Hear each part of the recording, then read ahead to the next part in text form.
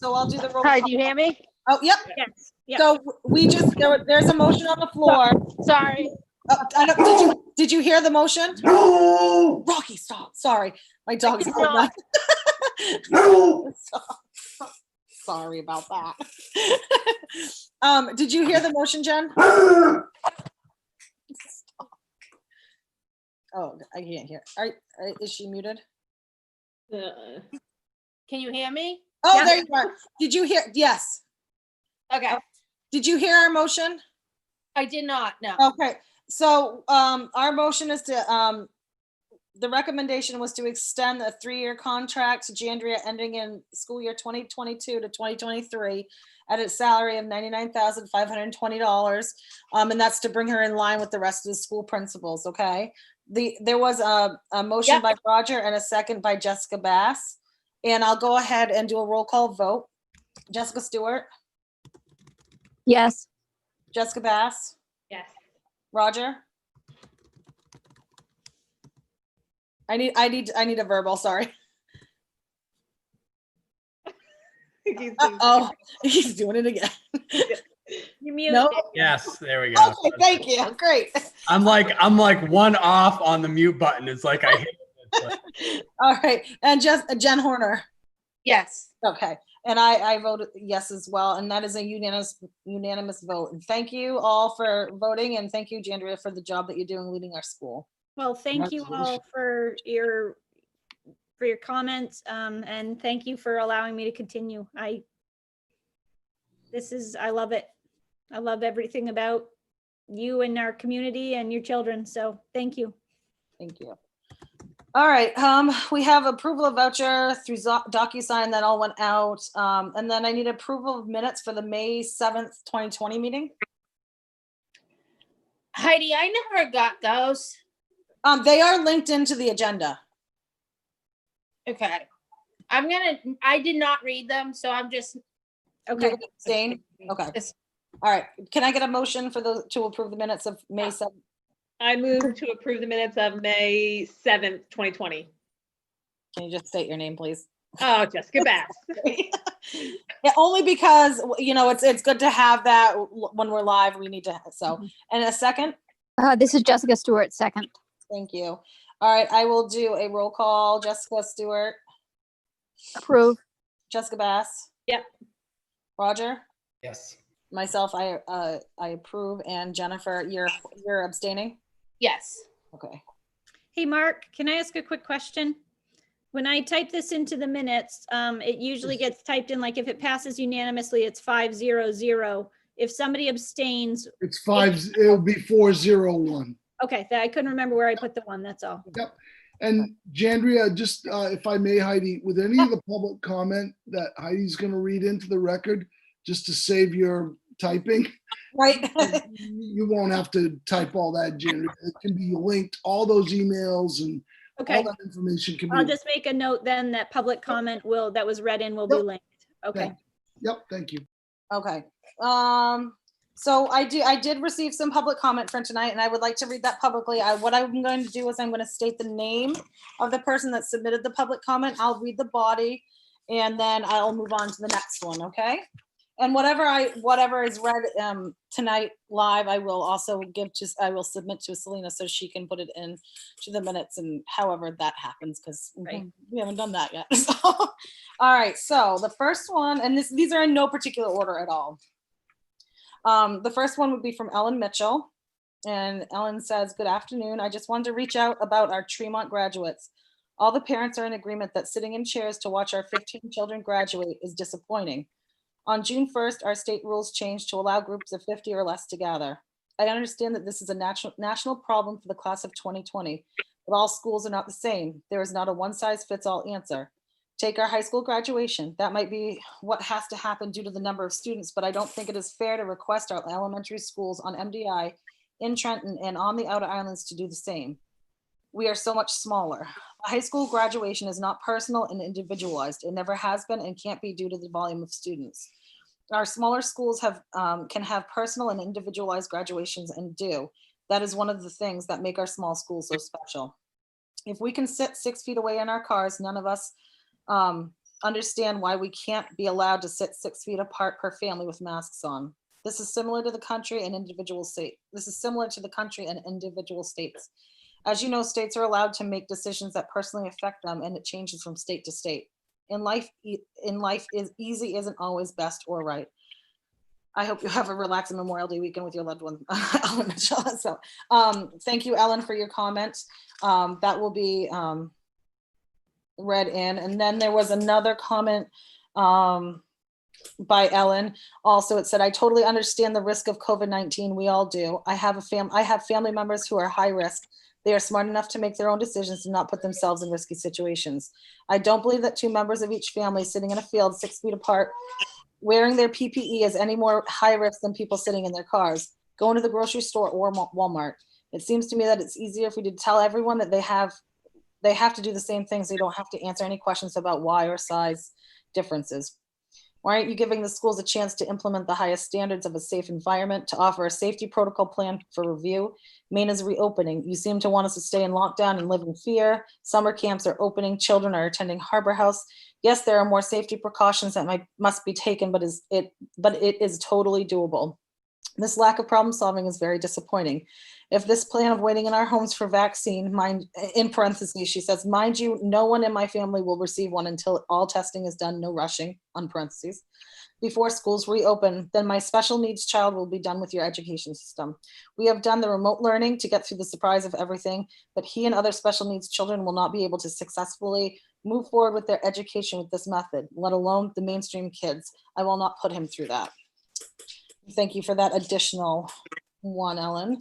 And then I received a message from Jen Horner, and it says, good evening, strange days we are living through, and definitely are all dealing with it in different ways.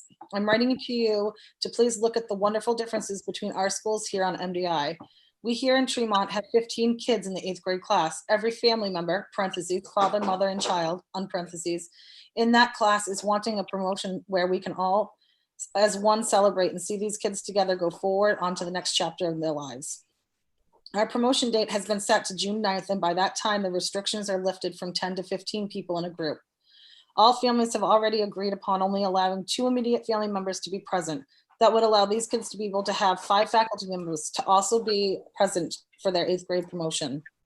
Now, if we put kids first, like they should be in this unknown situation, there should be no discussion about this topic. I'm sure that we aren't allowing smaller schools to be able to hold a promotion like this due to that every school is different in size. Well, not everything in life is the same fit, and it's not supposed to be. This is not a time to group all MDI schools as being the same. This is a time to put children first. They are the ones that have lost out on months of education, growth, activities, and socializing. Why would you want to take more away from them? We can accommodate the recommended guidelines for a proper promotion for these kids. They have worked extremely hard to get to this point. Being an eighth grader, moving on to the high school, please don't let them down. I know this is not a discussion item on Tremont's next board meeting, but I hope that it could be. Thank you for hearing me out, and please understand why this is important to us. It's for our children. Thank you, Jen. Sorry. Do that. All right. This next one was sent by, I had them all organized so perfectly before. All right, this next one was sent to me by Jeff Watson and Ella Maya. So Emmy and Jeff and Ella and Maya. Hi Heidi, thank you for chatting with me today. I know that we are in uncharted times and everybody is being cautious. However, life must proceed and we must adapt to the new norm, not just hide from it. The Watsons feel that promotion should proceed with a sit-down event at the school, limiting each eighth grader to 2 seats, 15 kids, 30 family members, and 5 faculty and staff. This keeps us at the 50-person limit that our state's leader has set for us. And by using the field or back playground area, seating arrangements can be made to safely space spectators apart. Live stream would be utilized to broadcast to the rest of the world. This class is a pretty tight group and backed by some pretty hard-headed parents. The school board needs to strongly consider the allowing of an in-person promotion. These kids have lost out on so much as it is. They have earned it. Thank you, Ella, Maya, Emmy, and Jeff. Thank you, Jeff, Emmy, Ella, and Maya. Oh, I had them so perfectly laid out.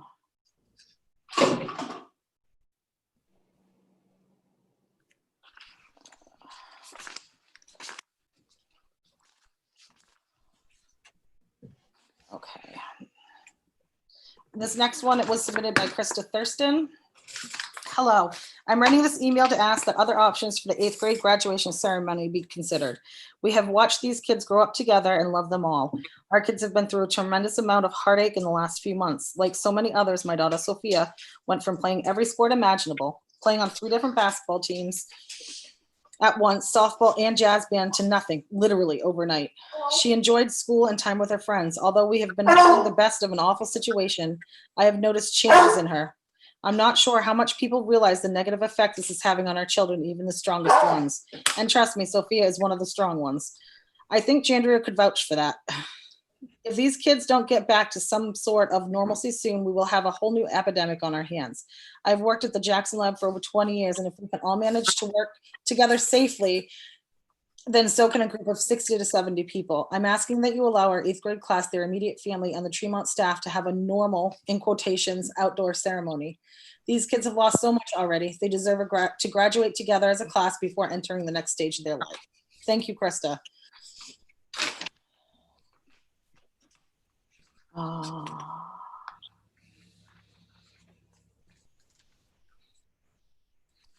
The next one was submitted by Ben Jacobs. I have communicated with the majority of parents at the 8th grade class at Tremont Consolidated School, and we feel that with the governor's recommendations of the COVID-19 changing on June 1st, that we could comply with these recommendations to have a safe in-person promotion for the 8th graders. As you know, this is a small class. At this point, I have no idea what Tremont is planning for the 8th grade promotion. I strongly recommend that you reach out to each family before you make any final decisions. Thank you, Ben.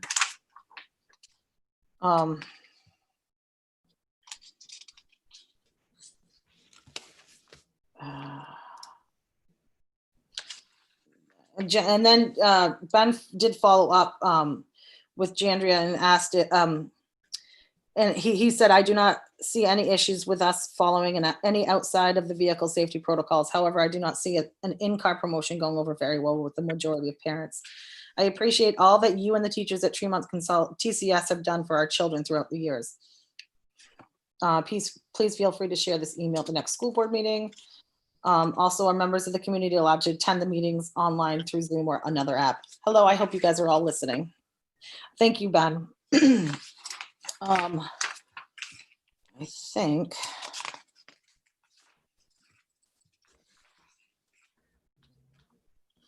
Okay, I think that was it for public comment. There is another section for public comment at the end of this agenda. And I will check my email throughout the meeting to see if we receive anything else that comes through during our discussion items and action items. I appreciate everybody's comment. They've been read into the record, and they will be submitted electronically as well to Selena at the central office. So thank you guys all. And as with public, I should add, with any public comment that we have, even whether it's in person or over this, we do not respond to public comment. But a lot of times public comment, if we have discussion items, some public comment is, we do address some of it through the discussion that we have amongst the board members that are present. So thank you all. So we'll go right ahead to reports and updates. All right, so I just would start by saying that, there's no children in our building, but we still have the same number of children enrolled right now in our school. I'm going to skip down to, we are tending to the garden right now. We do have some seedlings that are getting started. We have one person who's allowed to go in there, not in the school, but to tend the garden, so that, and the reason being for that is that it's important to me that we are able to supplement some of the food service that will continue throughout the summer for Tremont and into the fall, using some of the produce from the garden. And so I felt like that was important because we do have quite a few families in Tremont who are benefiting and taking advantage, thankfully, of the food service program.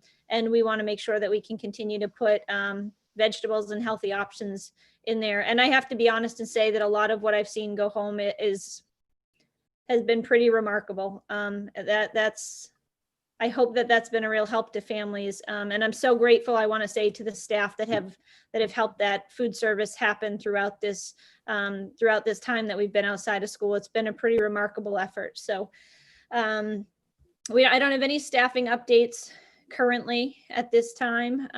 Not anything new from our last one. Some things that are going on right now. I'm not going to read all of these items that are here because you can read them, and it would be kind of tedious, but weekly there are plenty of meetings that are happening, whether it's teachers that are meeting to discuss instructional aspects, end of the year aspects.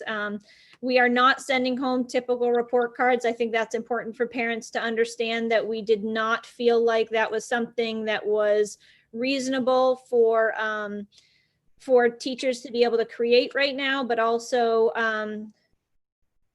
I'm not sure that it just does not fit the situation right now. And so we're sending home what will be a learning summary letter. Will go home from all of the teachers, kindergarten through 8th grade. And that will outline student strengths, the growth that we've seen, many of the positive aspects. It will provide some information around areas for continued growth, or areas that students could continue to work on things in preparation for next school year if families want that kind of information. We're also going to be asking for student feedback on remote learning. There will be grades 3 through 8 will receive surveys to complete to give us feedback on this time period. Parents will also be receiving a survey to fill out. We really want to have feedback in the event that there is any kind of remote learning that takes place in the fall.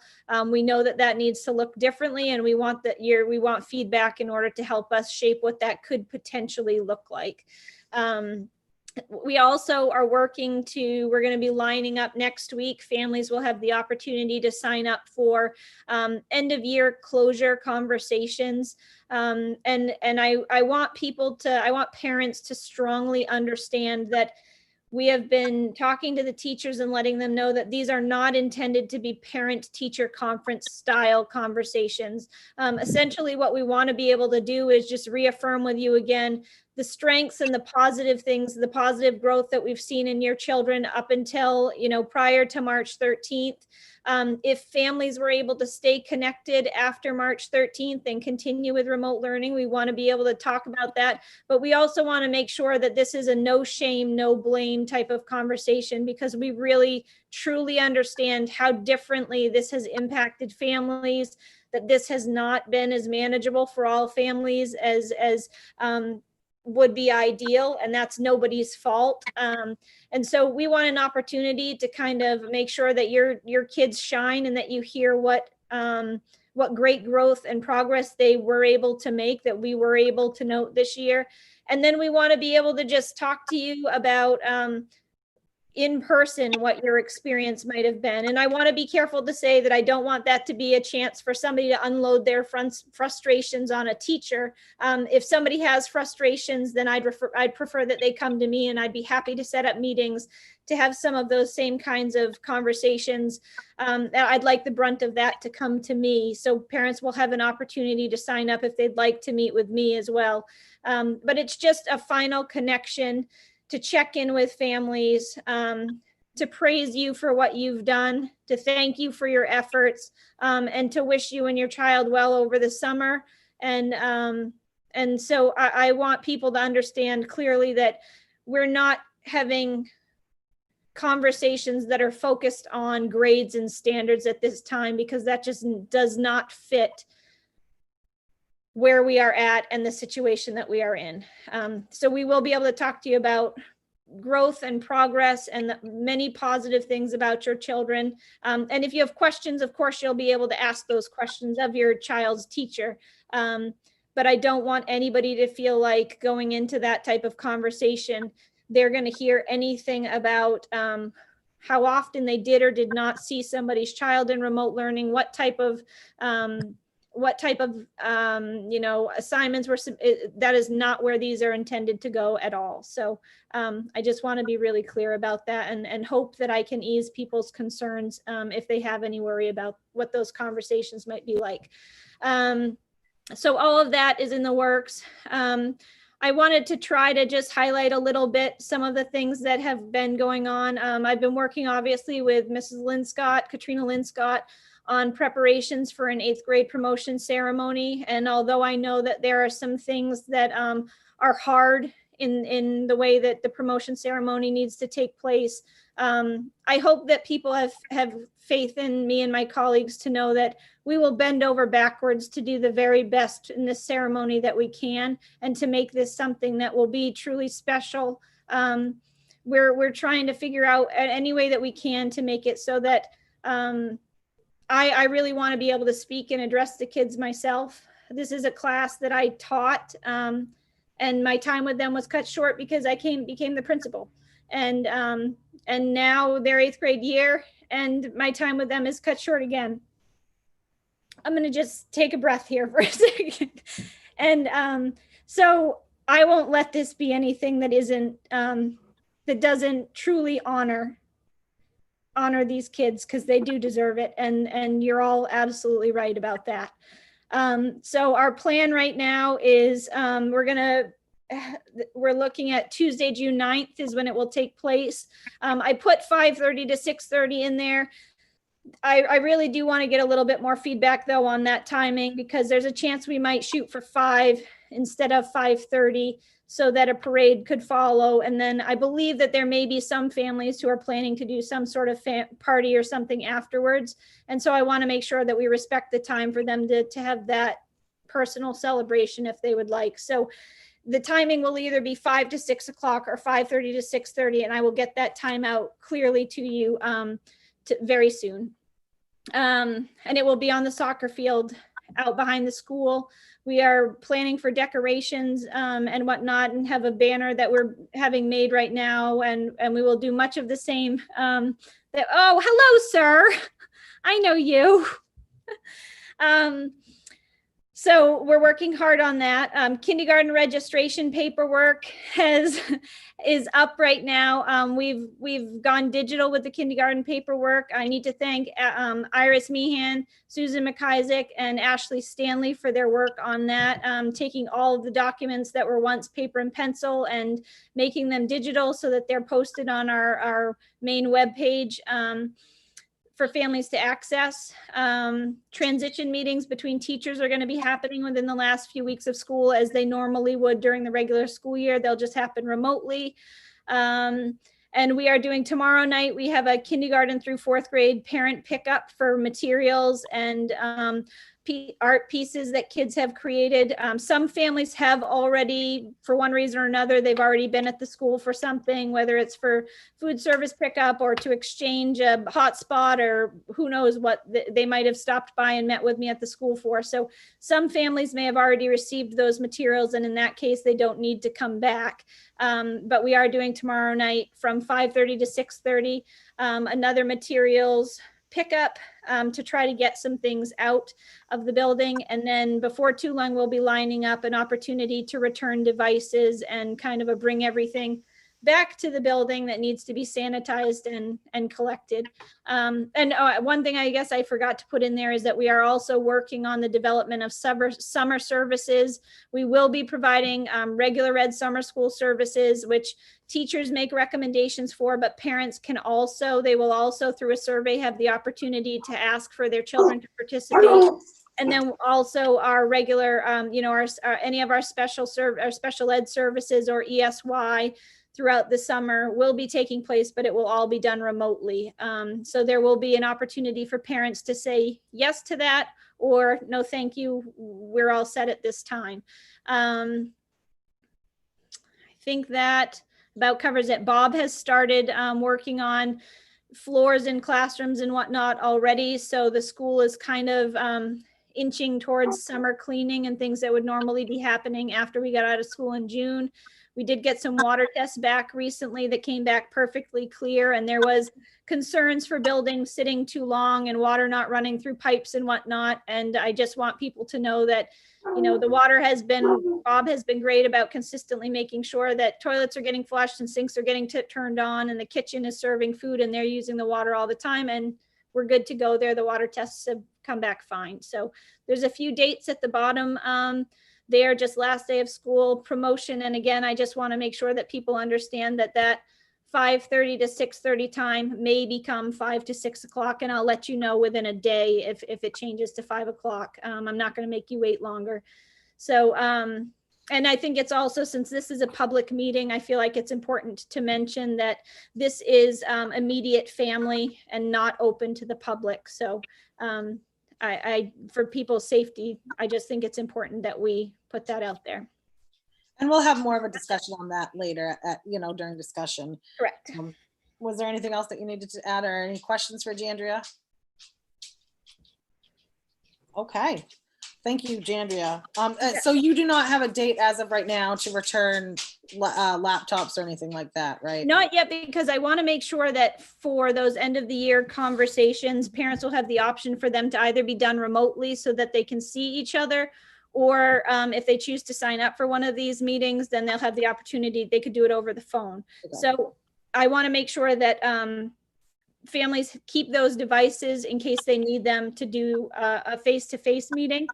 And so it will probably be, it would be after the 12th, after that week of parent conversations, possibly the 16th or the 17th. So anywhere from the 12th to the 17th. I haven't set a date yet, but it would be within that time frame.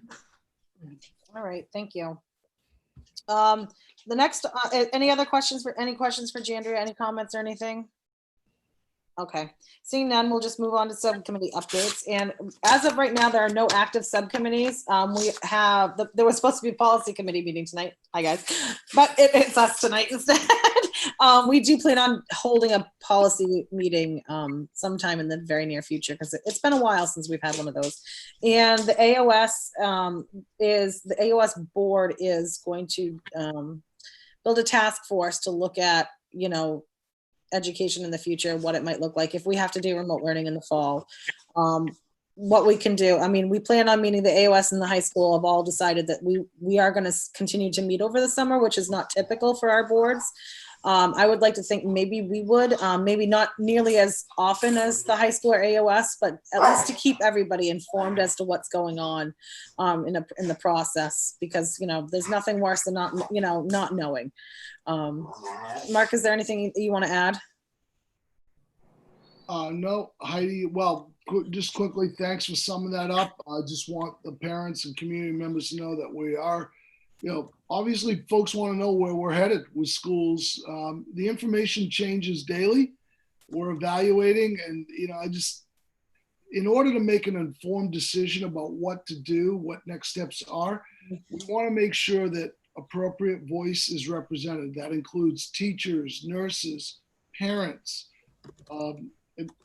administrators, board members, and we're going to have we're blessed here on MDI by having some of the smartest people on the planet with regard to the Jackson Lab, the Bio Lab, and being able to include their input on, where we should head to keep our kids safe, but eventually get back to where we need to be in our schools. We're going to look at that, and that's hard, and that's going to be the bulk of our work through the summer. So thanks.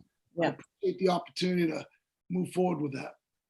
And I do want to let the rest of the board know, Jessica Stewart stepped up and said she'd like to be a part of that task force, as will I.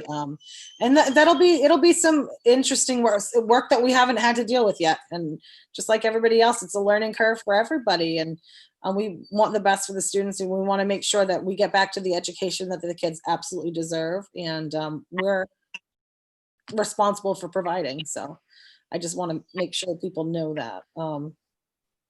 So we'll go ahead on to discussion items. I don't know, Nancy, I know I emailed you earlier looking for some things, and I didn't realize you're going to send out a new budget. Thank you. You're welcome.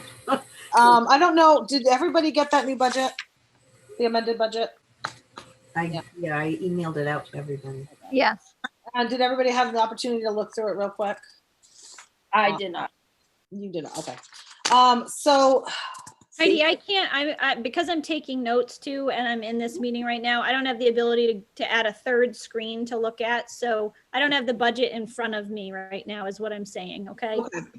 Okay, I will make sure if I discuss something, I'll put the totals in it so that you know what we're talking about. I Okay. don't have our approved budget from February. I don't have that in front of me. Mhm. Can't seem to get my hand on it because it was so long ago.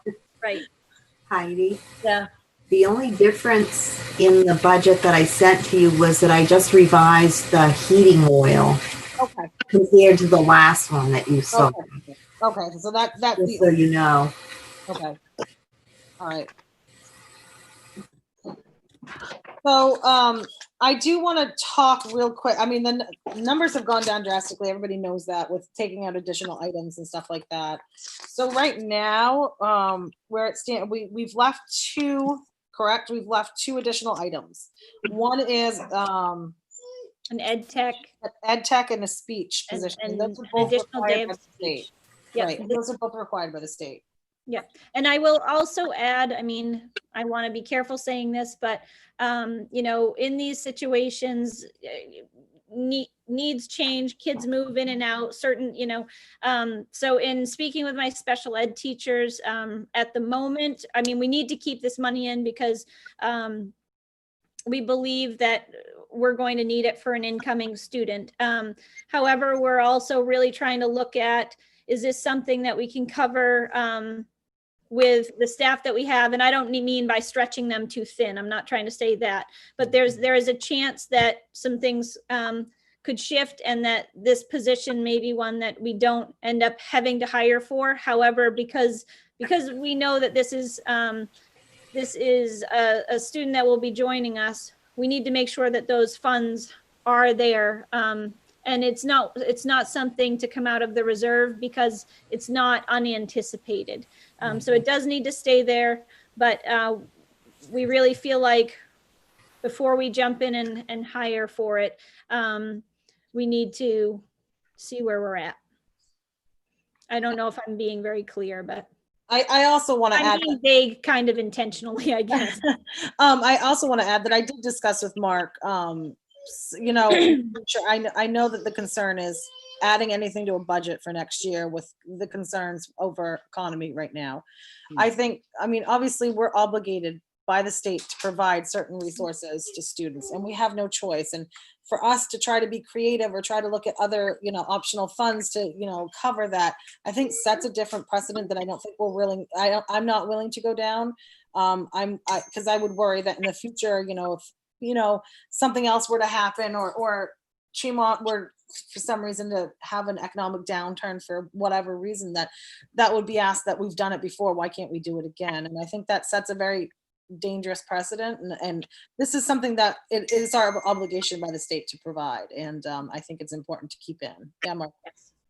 I'd just like to add, I mean, Jandria has done a really fine job with the budget, and I appreciate the support of the school committee, but just to make sure that folks know that these cuts that have been made are not wants. They're needs, they're important, and I think it reflects upon the fact that the school board and Jandria, Nancy, all of us are really conscious of the times that we're in and may be headed to, and that, you know, it's not fluff, it's stuff that's really important. But as you said, Heidi, the things that we must keep in there are mandated costs for special services, but there is no fat or no fluff in this budget. These are all really important things, and we appreciate the support we've had and hope to continue to have from the community of Tremont. Thank you.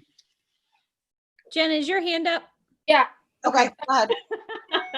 Hello. So I've got a question though. Are we taking pre-K out of the budget though? Yes. Okay, because I haven't seen.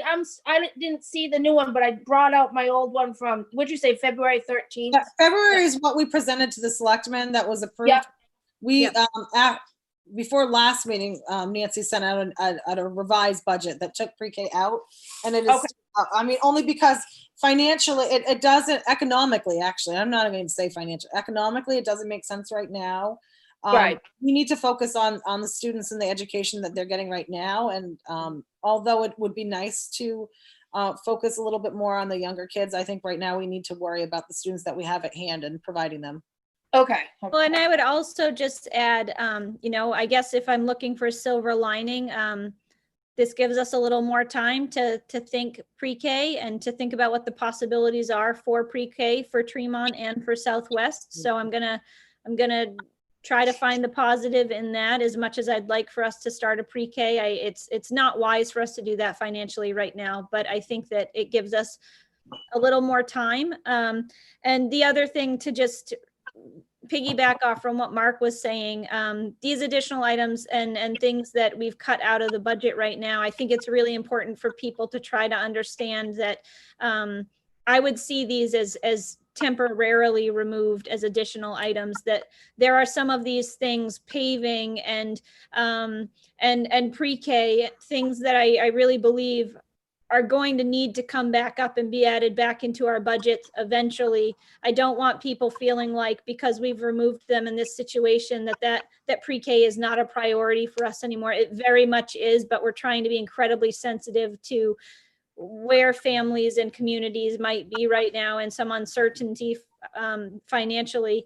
And but like Mark said, those weren't a wish list. Those were things that we really believe need to happen. And if not this year, I just think it's important that people understand that you will likely see them come back up again as additional items at some point. Right. This is Jessica. I just think it's very important that we communicate that to our friends and neighbors and voters and people, so that we aren't in for a challenge in a couple of years or in next year. Right. Because I think we all know that we want to make sure that we're spreading that message in the community, that it's a emergency measure, not a optional belt tightening type thing. Jen, did you have something else you wanted to add? Yeah, and I'm so sorry that I didn't look at the one that was sent out. So we're keeping the behavior specialist, additional days of speech, special ed, fire alarm, and the power to the boiler. No, the only two additional items that we are keeping is the additional day per week for speech and ed tech. Ed tech. And the ed tech. Okay, so sorry, guys. No, don't be, Jen. I'm glad that you asked.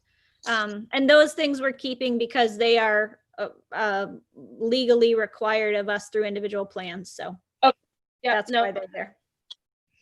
Anybody? Oh, Nancy. It may look a little weird because you see those additional items at the end of the budget. It looks like they are added, but the ones that are taken out are in red. If you can, I've got color on something, and also they're zeroed out within the budget and encoded in red. So they look like they may be included, but they're not. I'm also happy. I know that some of you prefer to have paper and pencil copies of these things. And so if you, I know you well, Jen, and I got you back. So if it's helpful for you, I'm happy to. I'm at school. Jessica says I live there. So I'm happy to print out a copy and make sure that gets to you if you want something like that to have for your records of a current, or for any of you really, not just Jen, but so just let me know if I can get you a copy of that. We can make sure that happens. So I just want to add that those two additional items came to a total of $65,687 as opposed to the $202,000. And that's the responsible thing to do. I think that you're right, Jandria. It's going to give us a little extra time to really build an amazing pre-K program, because the discussions aren't going to stop. We're just not going to go ahead with it right now. I think it's extremely enriching for these kids in the communities, and it's very important. Mm-hmm. Does anybody have any other questions about the budget? Roger. Sorry, Heidi. No, it's okay. I was looking. My I fault. was trying to unmute myself and keep my hand up, but I didn't know stuff. And this, I don't know if this has been discussed or not. I was just wondering if we have any idea what the cost of the remote learning has been, either for the rest of this semester, and Nancy may know this, or if that's something we need to look at for next semester. Yeah, Mark. That's the $64,000 question right now, Roger. I think the short answer is that we're gonna be able to account for every penny, obviously, and be able to give a full reconciliation. Right now, this is gonna sound a little weird, but there are obviously savings in fuels and things like that, but there are some unanticipated costs. And I don't know if Nancy can better forecast, but there's kind of a push-pull right now. And what we don't know is that depending upon, as we fast forward to the budgets, first of all, if we don't get a budget passed, we are going to continue to operate under our present budget. And that's a problem because we're going to have to navigate that differential between any increases, contracts, any of those things. Mhm. So in short, I don't have a number for you. I don't think that we have a number for any of the 11 budgets that Nancy and I have to oversee. But everybody's asking the same question and we will be able to reconcile it. I think at the end of the day, I would anticipate that we'll see probably savings on the plus side. I'm going to say that carefully and cautiously because I can't anticipate what technology and food costs might be.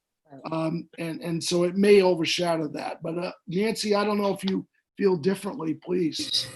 No, actually, it's still a work in progress. We will, the iPads, different things like that had to be purchased, but there will be some savings you were most of the way through your heating season, so there's not going to be huge savings there, say, but other areas there will be some savings. Right. We're not running buses, so there's Right.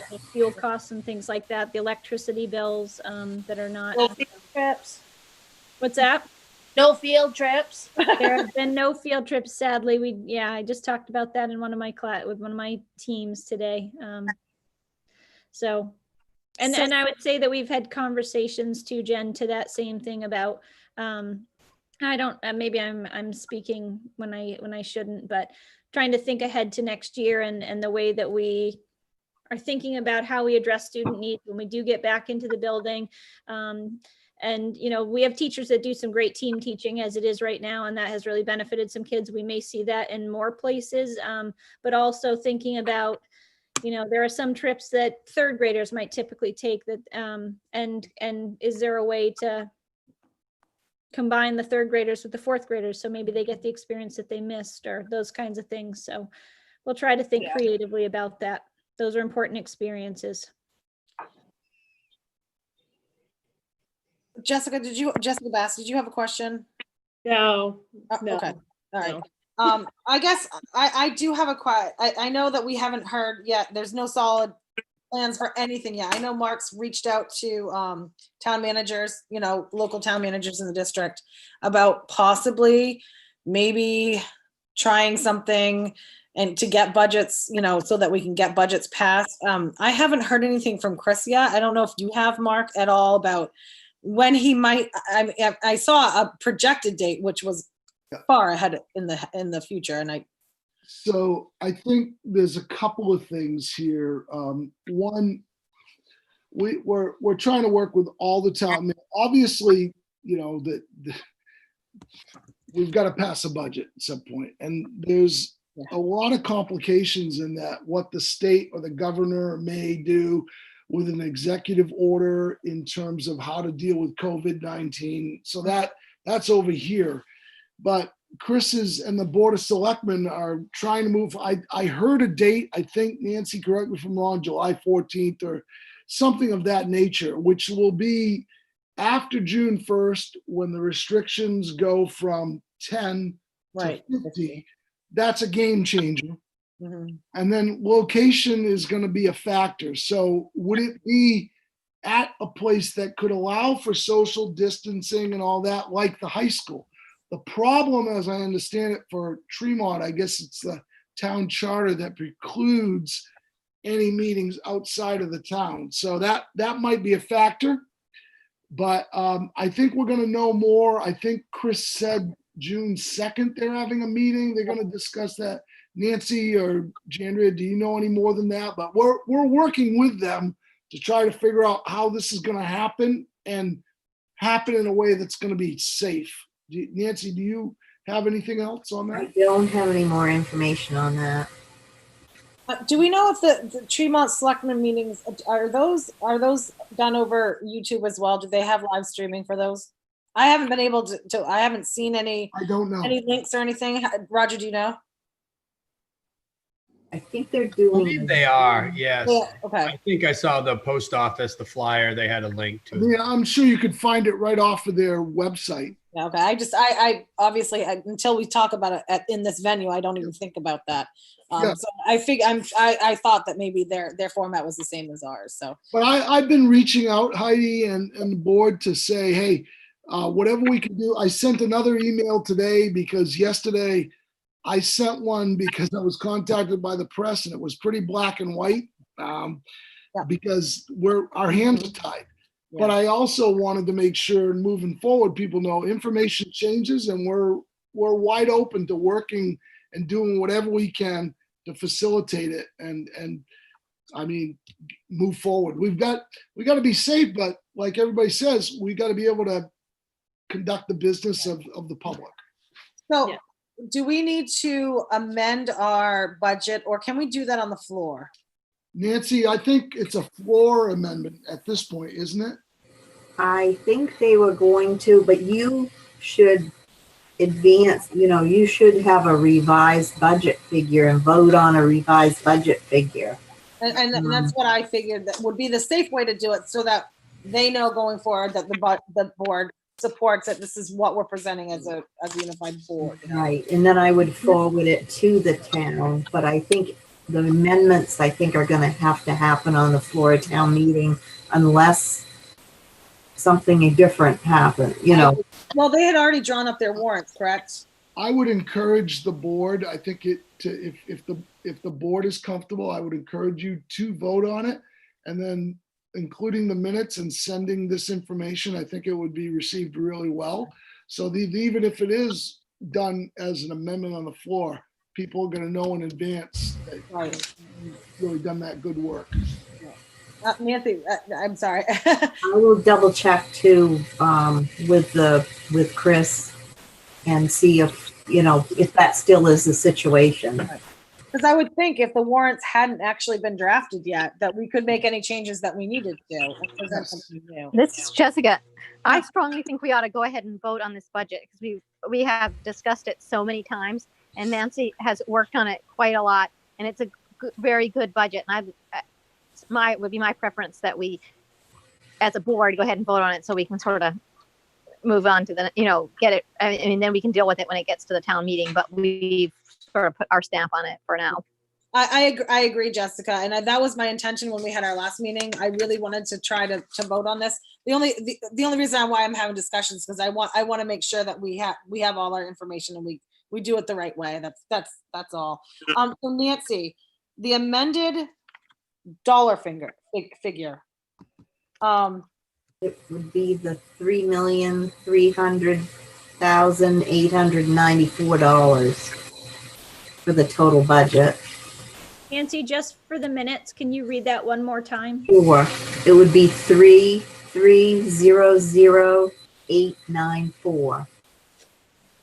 So I would entertain a motion to approve the 2021 school budget at a total of $3,300,894. This is Jessica Stewart. So moved. Thank you, Jessica. And a second? This is Jessica Bass with the second. Thank you. Any questions or any other discussion about that? Just a quick clarification. The next selectman meeting is June 1st, not the 2nd. Okay. Thank you. All right, with no other questions about the budget, I'm going to go ahead and do the roll call. Jessica Stewart, Approve. Jessica Bass, Approved. Roger St. Amon, Yes. Jen Horner. Yeah. And myself approve. Thank you, guys. So we have that budget figure, and we'll move that along. Nancy, you'll be in contact with Chris and the board chair. Yeah. Okay. Thank you. He's in the other room. thank you for your support. I know that's, there's some Thank you tough all things, very but I much. appreciate it and support of our kids and the community. Thanks. And thank you, Nancy, for all the work you do. You are just amazing, and you don't even have to have the budget in front of you to know the numbers, which is just, Oh, I've got it sitting right here. I know, but you wouldn't have to necessarily. She's a superwoman. Don't let her fool you. The Amazing. human calculator. Okay, Wonder. so even though the budget was a discussion item, we reserve the right to be able to vote on anything on the budget, and I just want to make that publicly clear that that can be done. So we do have one other discussion item, and that is the 8th grade promotion ceremony. Giandria touched on it briefly in her principal's report, and I just want her to explain right now what it is going to what the plan right now would look like, and then I want also Mark to explain a little bit about why the decision, how the decision was made, if we could do that. And I can speak to that a little bit too, if you'd like, but I don't know which one should come first, what we envision. I tried to share that. It's hard to share that through email with families. And so I actually asked Madame, who's quite an artist, if she could kind of sketch something up recently to just try to give people a visual.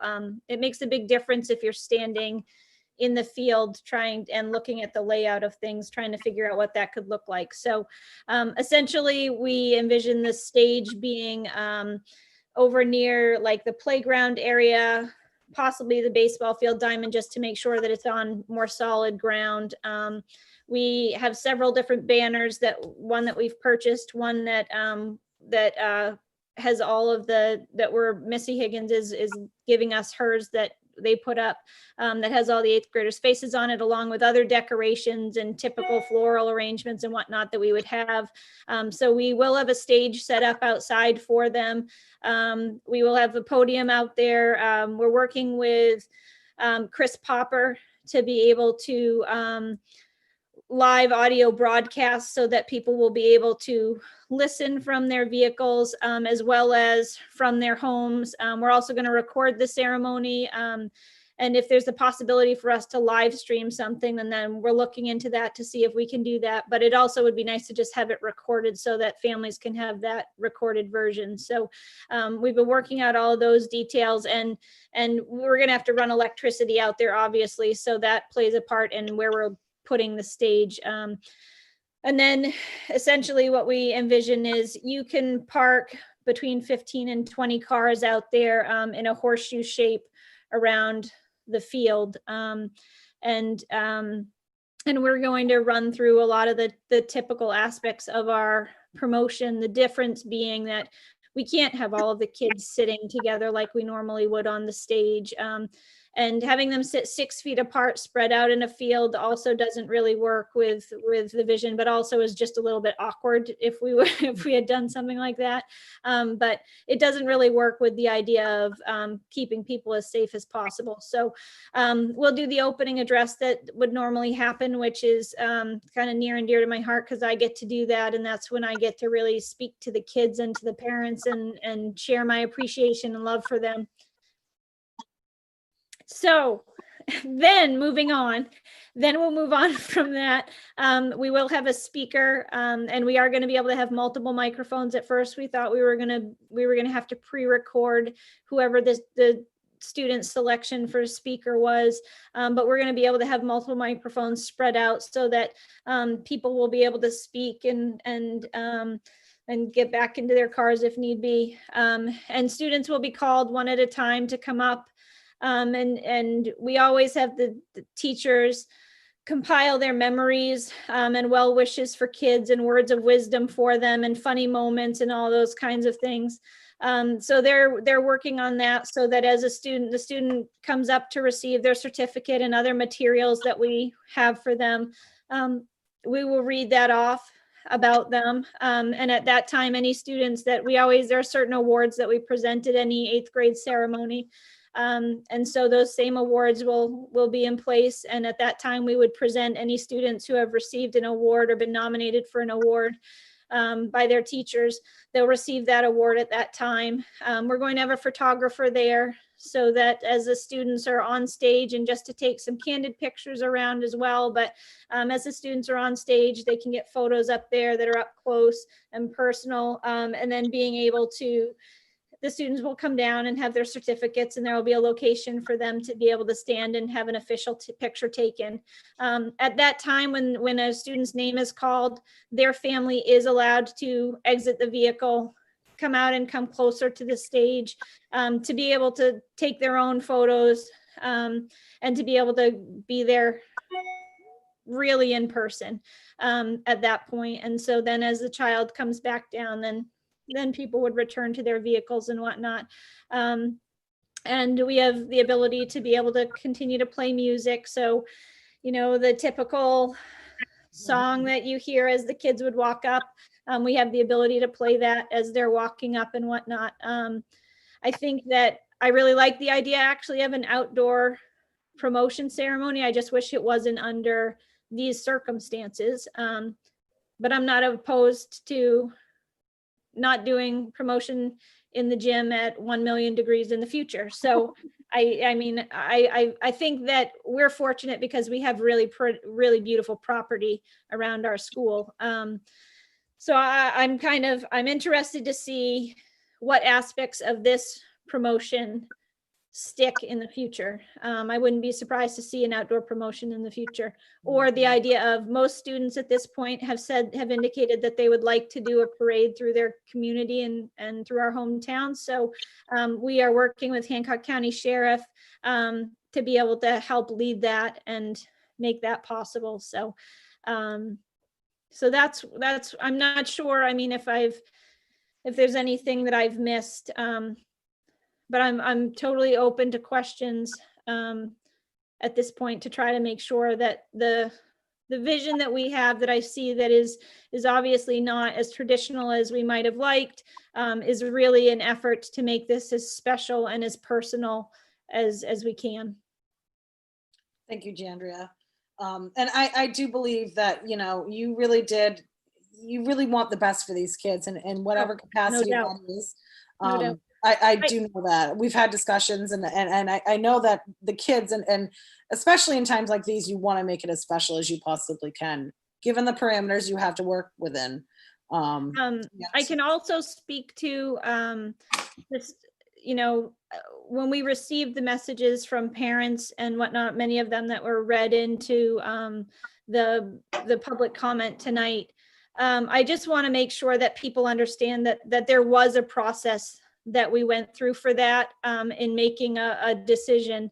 And as soon as those messages started coming in to myself, to Heidi, to Mark, I communicated right away with Mark. I wanted to make sure that people's voices were heard, and that those concerns were shared. Mark and I don't remember what morning it was. I want to say it was actually Monday, because I was talking to you while I was putting the flag up for Memorial Day.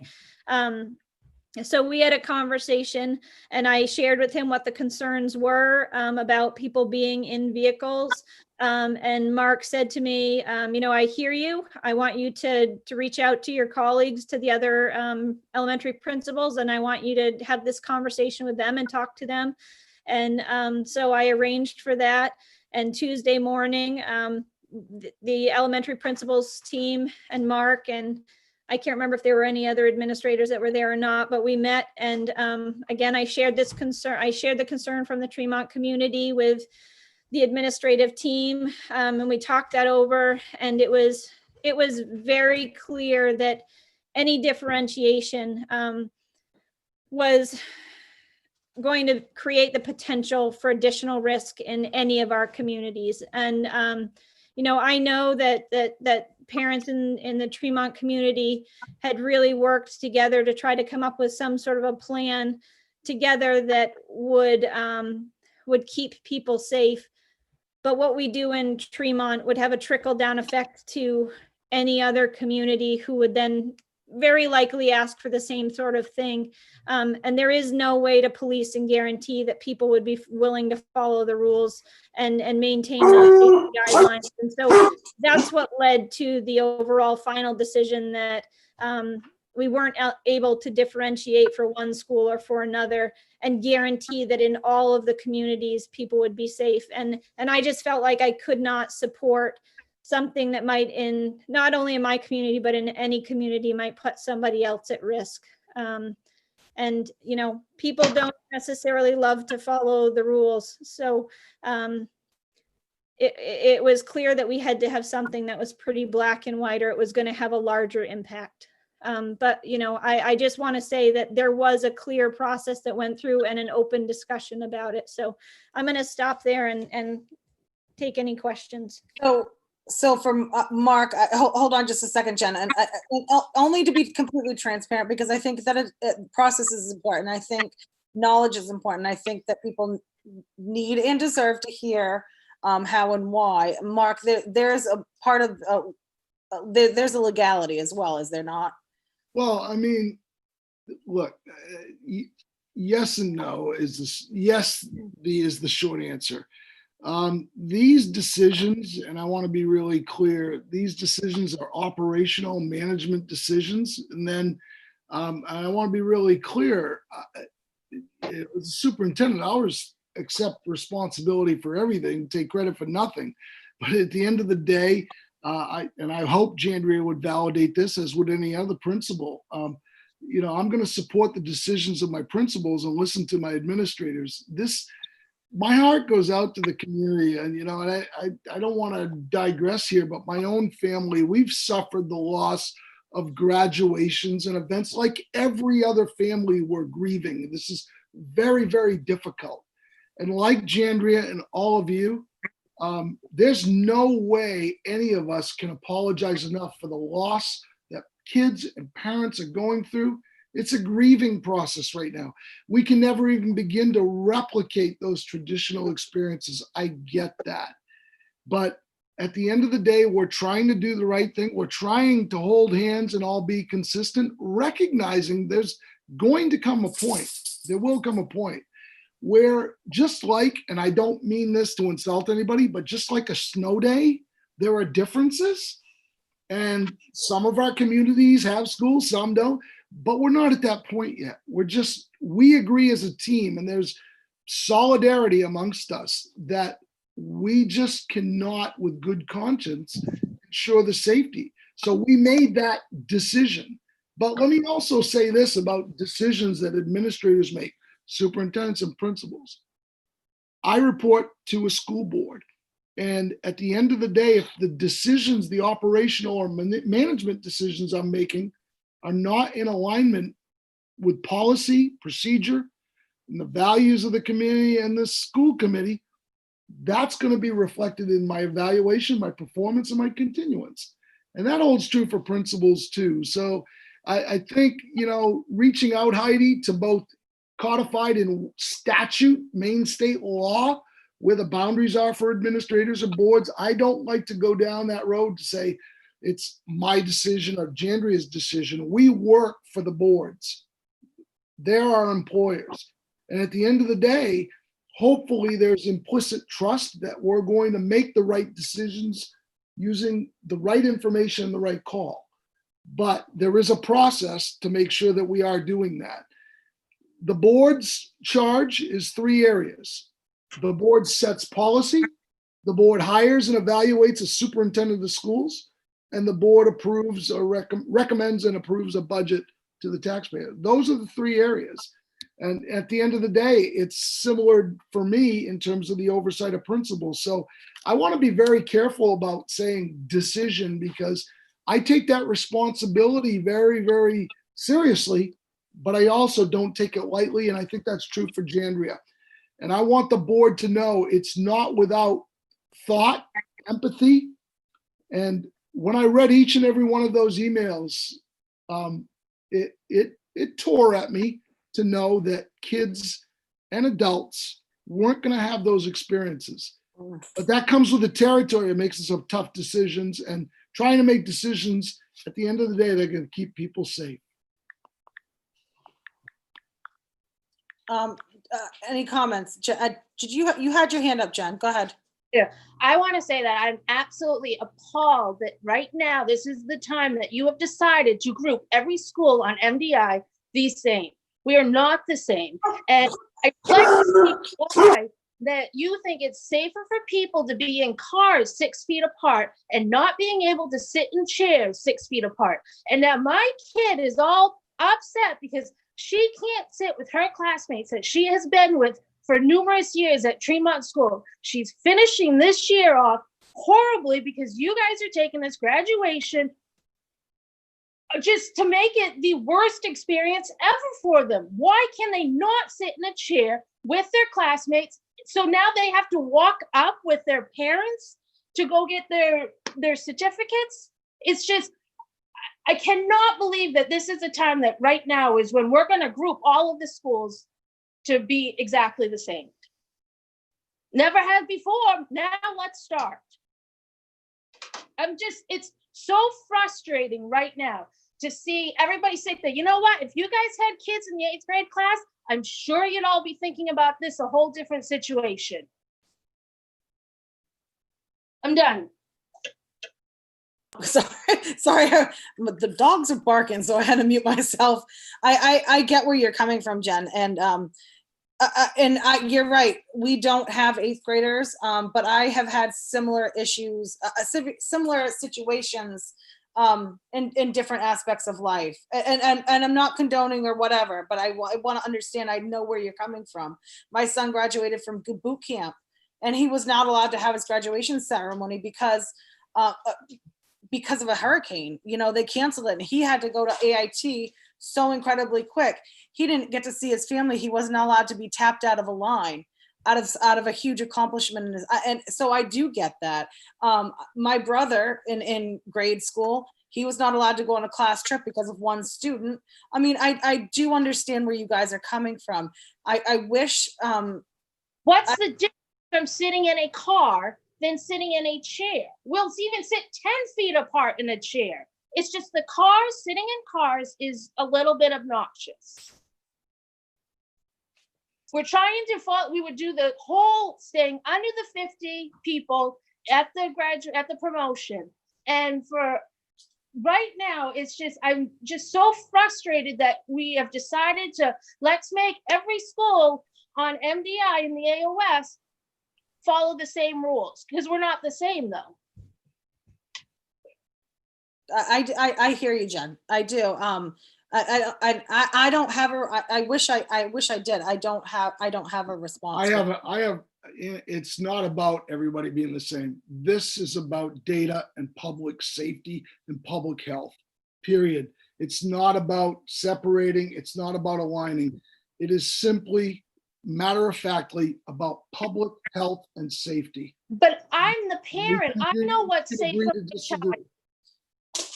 I respectfully agree to disagree. Jen, Jen, I get where you're coming from, where you're right. You are the parent, but at the same time, to kind of, how am I trying to say this? I understand where you're coming from, but at the same time, it is not about just your child.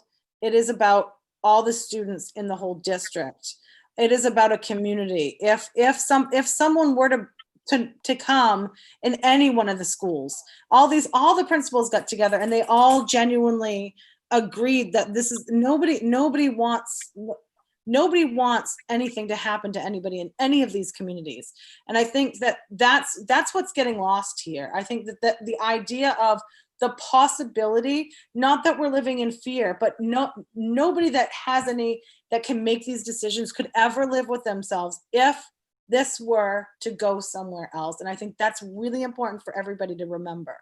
Well, yes, we've opened the state up. Now the park's opening up, but we can't do anything for You're right, but everybody gets to choose where they want to go. And and I'm not condoning, I'm not supporting. That's not at all. I'm looking at it from a realistic aspect, or realistic perspective at this point. It doesn't matter. I know there's no change what the rules are already. I understand that. We're not going to switch anything around. I get that. You have just really upset tons of people on MDI that really supported the whole school, but now you've just really let them all down. I don't know. I understand nothing's going to change. Nobody's going to switch anything. Nobody's going to let one school do something over another. But it's just really discouraging. Jessica Bass, did you have your hand up? Yeah, you did mention that this is a loss in general, but can we just is there any way that we can hone on into what exactly is being lost with the new proposed? Like, what exactly are the kids feeling that they're losing out on? And is there any way for us to recreate that for them in a different context? They can't sit together, Jessica. And that's what's upsetting the students? The students, they would like to sit together.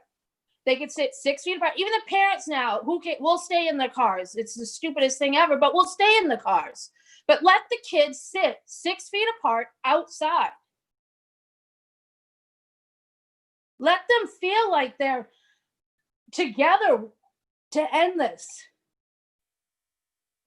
One more thing. Mm-hmm. Mrs. True, you mentioned that you're thinking about changing the times because it might be some social engagement that these kids are going to do after the graduation. Correct. And from like 5:30 to 5. I think it's important to say, I recognize that there are some very frustrated parents about this, and we're all getting together after graduation. We're all together. We play softball together. We have sleepovers. Our children go to each other's houses. They're not being socially distant from each other. They spend quality time with each other. I guess what I would just say is, and I'm sorry, I'm going to get emotional because you all know that's what I do. But this is on my shoulders, and there is nothing that I wouldn't do for what's right for your kids. And if I have to accept the responsibility for that they can't sit together, but I can guarantee that they're safer, I will do that. And then after the promotion ceremonies, if you guys all choose to get together, that's your responsibility at that point. But this is a huge responsibility that I have to burden. And these are kids that I love dearly. And if any decision I made compromised their safety or the safety of any of you, the risk would likely be minimal. But I'm not willing to take that risk. I do encourage that families look at ways that they can get the kids together to socialize afterwards. I've talked about the possibility of, we've got a slideshow that we would really like to view. And there's somebody who is willing to do that in a more public setting that families could choose to go if they would like to after dark. And we're looking into that. But I've also received emails from our Tremont 8th grade parents in support of the decision that has been made. And I've had phone calls with people even today who just said, I understand the situation that we're in, and I appreciate the efforts that are being made. And we're just, we're going to do some of these things after the ceremony to make sure that the kids can get together. So I know that there was an effort, a consolidated effort to all be on the same page. And I won't call out names by any means, but I would say that I have had parents in this 8th grade class reach out to me since sending out the email that I sent out just recently with this decision in it, saying thank you and in support of it. So I think we are really working hard to try to make this as personal and special as I can. And I've had people who have mentioned that, their kids are okay with this. I did put out a survey ahead of time to the entire 8th grade class and all 8th grade parents. In total, I got 17 responses back. And that didn't give me a lot of information to be able to work off from. I tried, so I did try to reach out, and most of the kids' responses, some of them said they wanted a remote promotion. Some of them said that we just want something that can be in person. And that's what we're trying to provide is something where we can consistently limit any additional risk for people, but providing the context of a traditional promotion and something that is in person. Can I jump in here real quick, Jandria? I just want to add that this is not a board decision. This was a collaborative decision made through all the district principals. It's not what everybody wants. It's not what most people want, and there's nothing we can do about that. We are living through some really uncharted, I'm not even gonna say uncharted because everybody's using that word. We are living through some difficult times right now that nobody has ever had to live with. And we're all trying to get through this the best we can. Decisions have to be made by the people that have to make them. And all we can do as a board is to support them and know and believe in our heart of hearts that no matter how it looks, I can tell you right now, in my heart of heart, no matter how much you might disagree, Jandria is gonna do what she can to make this the most special promotion ceremony that she can because of these kids and what they've had to go through. And I say that with the utmost conviction because that's who Jandria is. I don't want to feel like I don't feel like I have to defend her because I think you guys all know that. But you need to know also that this is a school district. We all work together.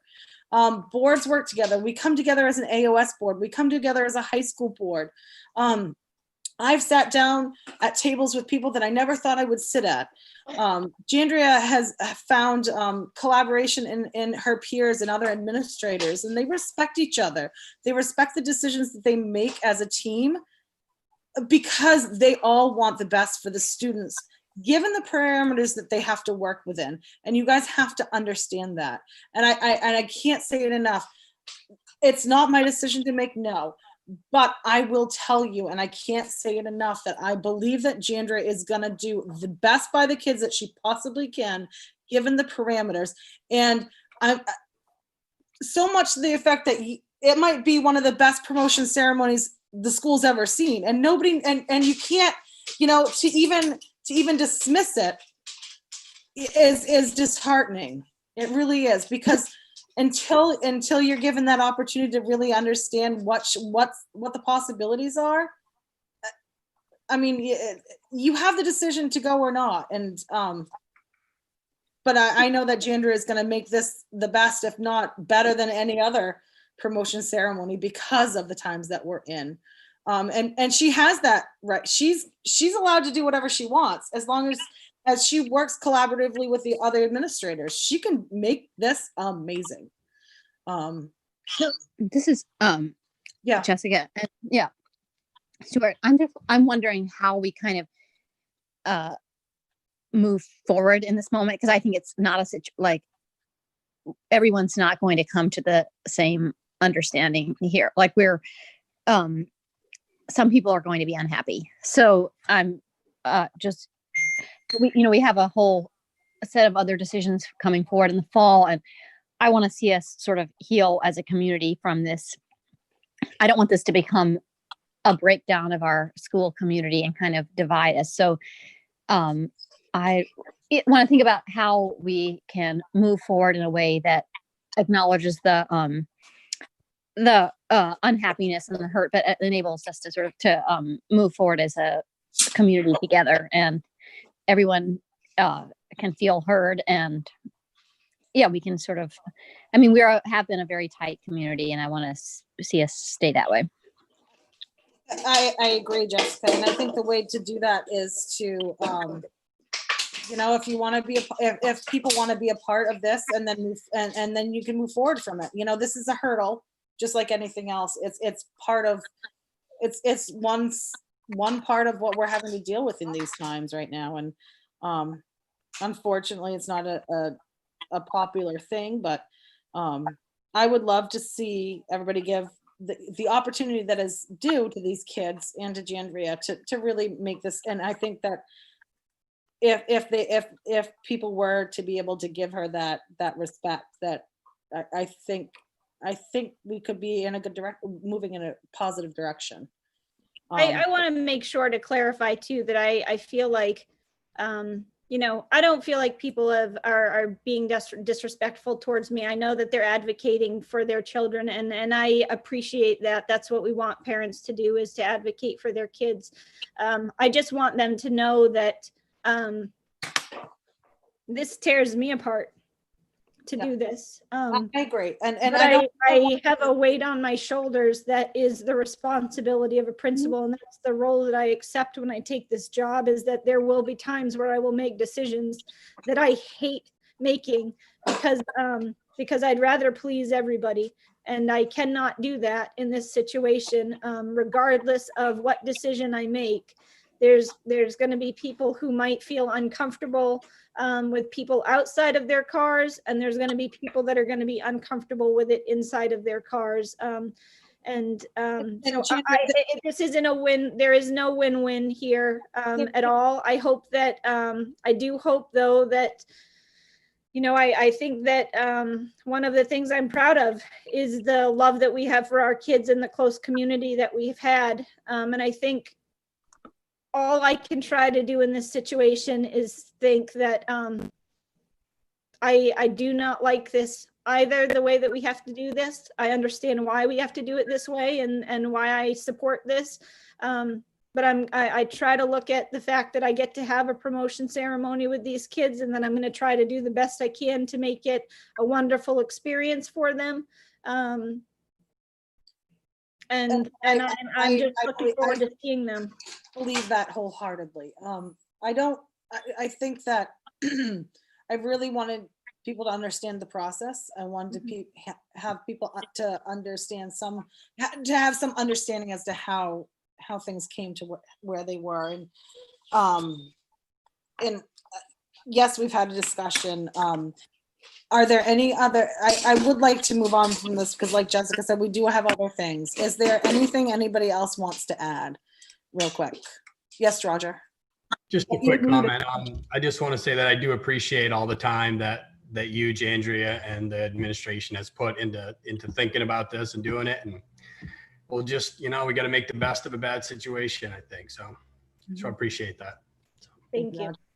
Anybody else? All right, we're gonna go ahead and move on to action items then.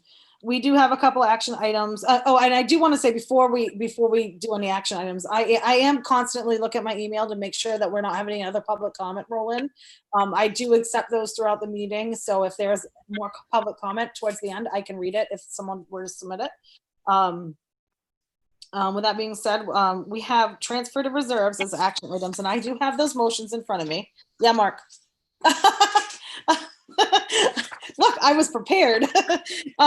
So I was just gonna give you the amounts, but you're all set, Heidi. Thank you. So I do have, so they're pretty much housekeeping. We do these every year. It's for bus purchase and a maintenance reserve for any, things that might come up that are unanticipated. So the first one is a bus reserve. I will read the motion, and if someone wants to move that, you can say so moved and state your name. If there are questions after we get a second, we can discuss it, okay? So the first one is for the bus reserve, and it says, I move to transfer $20,000 to the bus reserves as directed by the 2019-20 budget. Do I have a motion? So moved by Jessica Bass. Thank you, Jessica. Is there a second? Second, Roger St. Amand. Roger. Are there any questions about that or about what it's for? Okay, so it's pretty self-explanatory. It's for the purchase of a new bus in the future. Okay, so we'll go ahead and go. Did you? Oh, I thought. Okay. I'll go down through the roll. Jessica Stewart. Approve. Jessica Bass. Approve. Roger St. Amand. Yes. Jen Horner. Yeah. And myself, so that is unanimous. I approve. Okay, and the second is the maintenance reserve. I move to transfer up to $25,000 to the maintenance reserve as directed by the 2019-20 budget. And I need a motion. So moved by Jessica Bass. Thank you, Jessica. A second. Second by Jessica Stewart. Thank you, Jessica. Are there any questions about that one? Yeah, just in terms of for future, I know that the paving, will that be able to be used towards paving? So In the the future, reserve or- unanticipated, is that correct, Nancy? Actually, on the maintenance reserve, you can kind of save some money aside each year, like you do the bus. And then every so many years you buy the bus, you could use it to go towards a project or something later on. It's mainly your special ed, that's the one that's the anticipated. All right. So Nancy, can I ask a question then? Because one of the things that, so like, you know, we are continuing to find holes that pop up, little potholes in our area, in our parking area and whatnot. And over in front of the bus garage, there is a pretty decent dip as they get ready to back the bus in. And so if needed, I mean, if that became such a significant problem in front of the bus garage or something, we could use some of those funds if we needed to be able to patch paving throughout the school year, or to, if it becomes too difficult to put a bus in the bus garage because of that divot in front of it. Probably what you would want to do, you do have that $25,000 item in your budget to transfer to the reserve each year. You would just use some of that and not transfer as Can't much. not transfer all of it. Yeah. Okay, I see. Thank you. That's helpful to have that clarified, because I'm not sure how those things are going to look moving ahead without doing the projects that were additional items. So And that one of your concerns from the very beginning going into this year was the paving. Yeah, so, and it's unfortunately to the point now where we're having to think otherwise, so. no, it's just good to know that if it becomes a significant issue and impedes what we need to have, you know, our daily function of things, that we can take care of it. Jessica Bass, you had a question? Just a clarification, when you say you said the maintenance reserve, it will come out of, so if we were to need it next year, it would come from the 2021, and then we wouldn't have $25,000 to put away for the following year. Is that Actually, correct? if it was in next year that it happened and you had to spend, say, $5,000 for that or something, just as a throwing out a figure, then the amount in your budget is 25, you'd only transfer 20 to your reserve is what it would, Okay. it would just take away from that. And that was the intent when they first established the reserve, and, you know, in case you needed it, and then if you don't, it goes into the reserve to build that up. Okay. Thank you for clarifying. Are there any other questions or comments about the maintenance reserve? All right, seeing none, I'm gonna go ahead and move on to the vote. Jessica Bass? Yes, approve, yeah. Jessica Stewart? Approve. Roger St. Amand? Yes. Jennifer Horner? Yeah. And I approve, and that's unanimous. Thank you guys so much. And like I said, this is what we do every year. We do these to cover unanticipated and other issues. The other thing that we have that is not an action item, but we held it off, and I completely forgot until actually today. We'd never voted on a school physician because we held that off because I had a question about who we originally had. We had Julian Kufler, and I questioned that because I believe he's retired. And so I know at the high school level, I believe we have, and then we also, I think it's Tanya Hankey. I think it's Tanya Hankey. Right, and but she is at the, so my question, and I think that was the question last time, was are we using Tanya Hankey because she's local, or are we using Mark Kandich as a district-wide physician because he's the high school? Yeah, Mark. What we've been doing is actually working through, so we contract, in some of our schools, we contract our nurses through the hospital. And we've been working through the hospital, correct me if I'm wrong, Jandria, but we work through the clinic in Southwest Harbor. So whoever the attending physician is, they link us to that individual. Am I wrong about that, Jandria? Or That is the way that it's worked, Heidi. You, go ahead, but we've had, our school physician had been somebody in Southwest Harbor. Right. But I think maybe where Heidi's coming from is those contracts are through central office now. And so I think she was wondering if that looked different, if there was a centralized physician for all of those schools that are contracted through central office and through the hospital now, or if we still are working with Southwest Harbor, because we did have Tanya Hankey on there last year.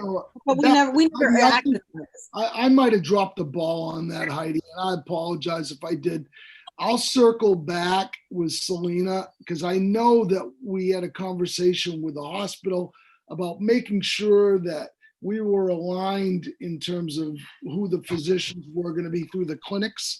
So, and I know that each year, the 3 previous years or 2 previous years, it was a specific physician. But I'll go back with Selena and I'll make sure I forward that information. But if you want to take some action, please go ahead. But I wanted to, but if we don't have a clear, Nancy, it looked like you were going to say something. Did you have something to add? No, that's fine.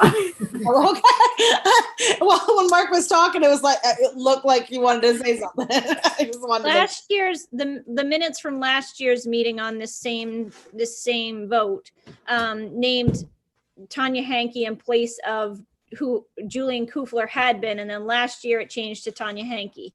And so I don't know if there's been a change since then, but last year's minutes, we voted on Tanya Hankey. Okay, so I would, and the only reason why I wanted to come back to this, because we didn't act on it last time. I would like to have a clear idea of who, I understand that Tanya Hankey is part of Community Health Center in Southwest, and I respect that, but I want to make sure that we're doing things the right way too, that we're naming the right person. I know the high school's using Mark Kanich because that's the one that we just did. I don't know who Mount Desert uses. I know they're not MDI clinics throughout the island, so I just wasn't sure. Right.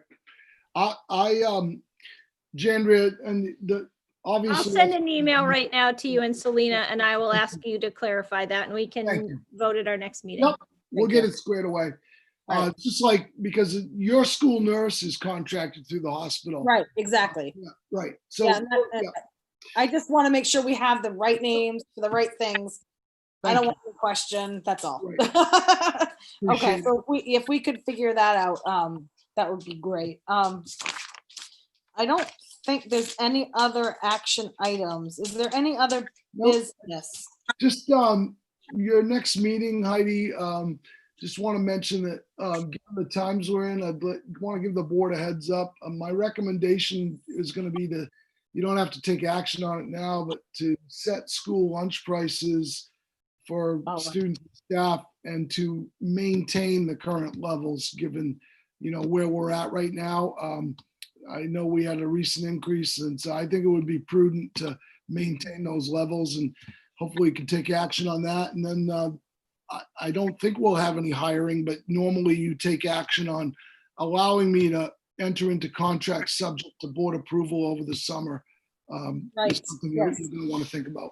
I would like to I don't think we need to meet in another 2 weeks. I would like to do one more meeting in June like we typically do. Sure. Usually June is our last school board, Tremont school board meeting. This is Jessica Stewart. I think we should, this is Jessica Stewart. I was just going to say, I think with the uncertainty of the fall, we should consider meeting again throughout the summer. Oh yeah, like I in completely July, agree. I guess. Yeah.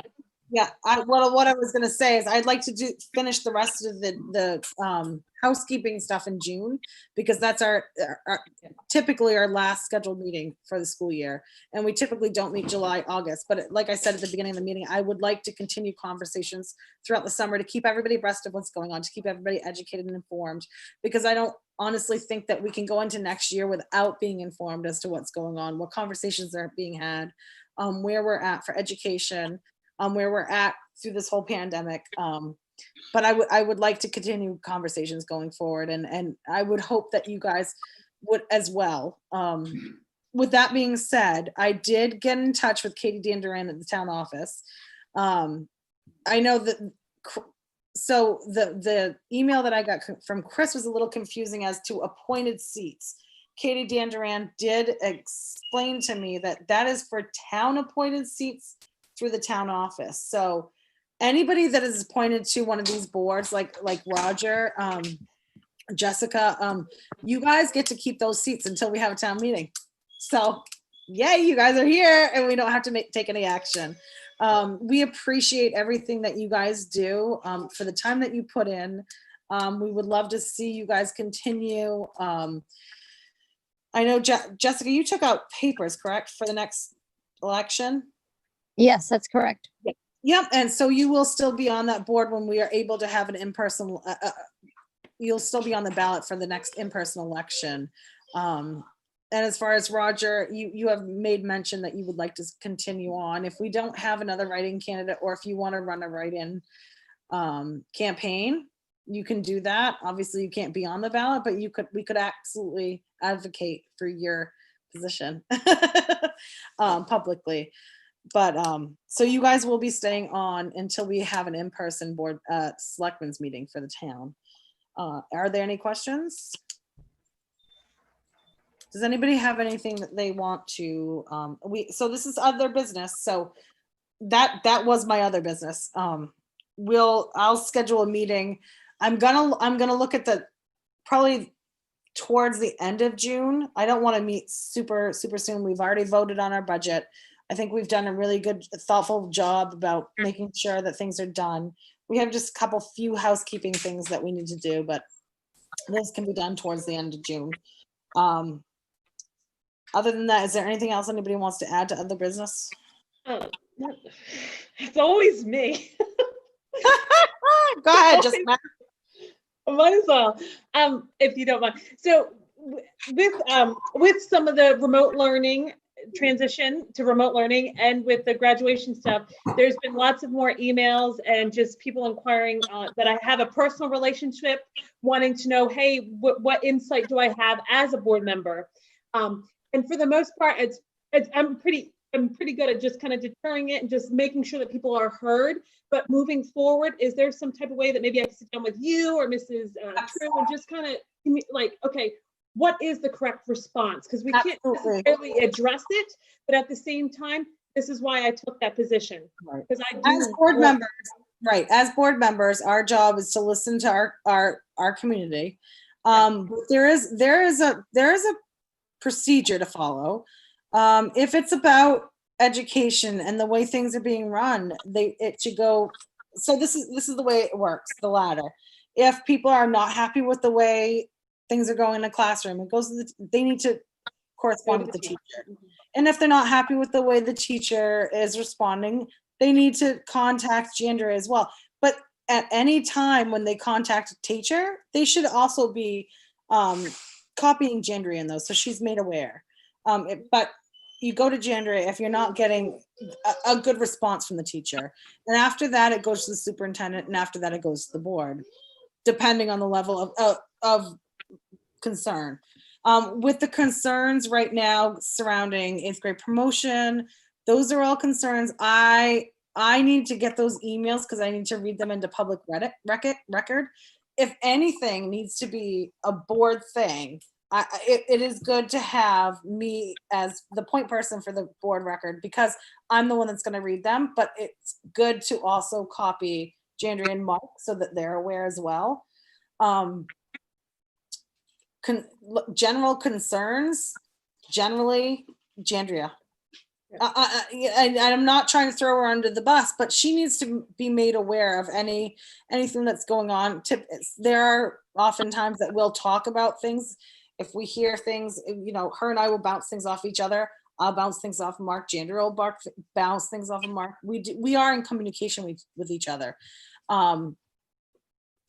Sometimes it feels like the board isn't made aware of issues that are going on, but that's purposeful, because sometimes they're not real issue.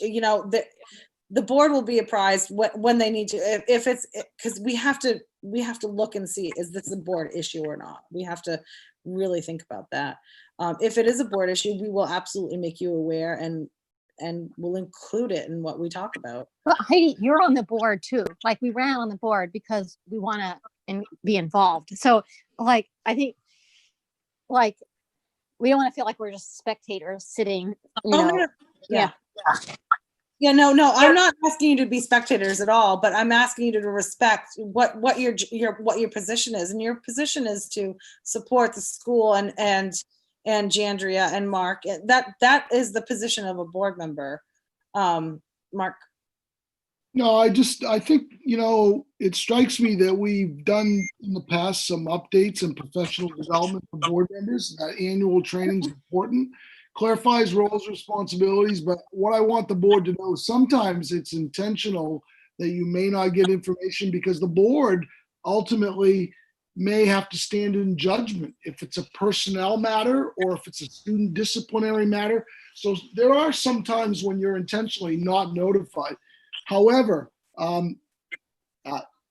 hearing all this, communication is the lifeblood of any organization. We can never communicate enough. It is always important for me to be reaching out to board chairs and information, and I work through board chairs and what information I should disseminate out to boards. So if there are things that you're not getting that you'd like to get from me and or from Jandria, it's really important for us to know that, and for us to be able to say, yep, if we need to do a better job of that, let us know. But I want to be really clear. It's not intentional, and we know that the importance of board members. First and foremost, if it's going to go out to the general public, it needs to go to the boards first. That's our rule of thumb. As with those types of information, but when regard to personnel matters or student discipline, we give that a wide berth intentionally. So thanks for letting me add that, Heidi. Mm-hmm. Are there any other questions? I do just want to reiterate that, we all have the kids' education at first and foremost, any decision that we make. And I think that that's important to know. There are a lot of conversations that do happen, and they're just that, they're conversations, and public conversations are important. And it's important to know, because I know until this weekend, I didn't know what was going on with 8th grade promotion with every right. It wasn't my thing to know. It wasn't until a parent brought it to my attention, and but there are a lot of other situations like that. And I think your job first and foremost as board members is to act in the best interest of the students, the whole school, and support the principal. And that is our job as board members. It's not to engage. You take it in, you pass it along to the people that need to know. And I think everybody needs to remember that. I know that sometimes I have a hard time with that, because I know I can sit in my room and I can say, oh my God, what the hell's going on? And it has nothing to do with Tremont. I'll say at the high school level, but we all have that, okay? And your job right now as board members is to take it all in and pass it to those people that need to know. And the conversations can go on from there. All right, but you're advocates for your school, your principal. That's what you are. Yeah, Ginger. I was just going to say, it sounds like it might be helpful to try to do some sort of whether it's professional development or whatever you want to call it. It seems like it might be helpful because that might allow like Jessica to be able to ask specific questions, like when I'm addressed with these types of situations, what's a common response that we might want to give, or how do we want to collectively handle this, or so it does sound like I'm putting that on there just as other business, that it sounds like it might be helpful for there to be some sort of a board meeting that outlines and allows for questions and that type of conversation and answer to take place. So the only thing I could say is, Mark, if you could forward Melissa Huey's presentation. I was gonna say, yep. That was extremely important to me. It was extremely informative, and it really lays out the board members' roles in the community. But yeah, if you could forward that to the rest of the board members so that they can look at that. And even if we try at some point, when we can finally because I think it's really difficult to do on Zoom, if we can do that in person at some point in the future, and just have kind of a workshop and talk through those points. That was a very educational and informative presentation that she did at the AOS level. And in case you guys don't know, Melissa Huey is typically the lawyer that Mark works with in Portland at Drummond and Woodsum. And she provides a lot of good advice and instruction for us and how to move forward with certain things. And